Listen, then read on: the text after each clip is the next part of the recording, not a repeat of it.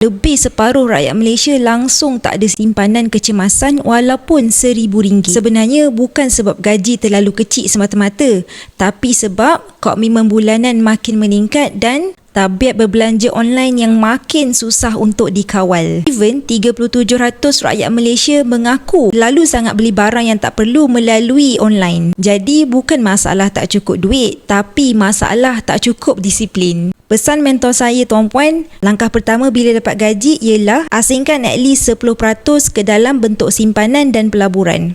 Jangan tunggu duit lebih, sebabnya duit lebih tu biasanya tak pernah pun wujud. Cara paling berkesan nak elakkan duit bocor, alihkan terus simpanan ke dalam bentuk emas. Bila dah jadi emas, selalunya kita kurang rasa nak usik dan simpanan akan lebih jadi konsisten. Buat setiap kali dapat gaji, lama-lama insya-Allah dia akan jadi rutin dan jadi automatik. Tanpa sedar, sebenarnya simpanan Tuan Puan akan bertambah. Yang belum tahu, Public Gold ada sediakan akaun emas gap untuk sesiapa yang nak mulakan simpanan emas dengan serendah RM100 sahaja. Daftar percuma, sangat fleksibel dan Tuan Puan akan dapat bimbingan saya semua hidup dengan percuma. Boleh cepat isi beg biru ataupun komen jenak untuk saya guide Tuan Puan dengan sebaiknya.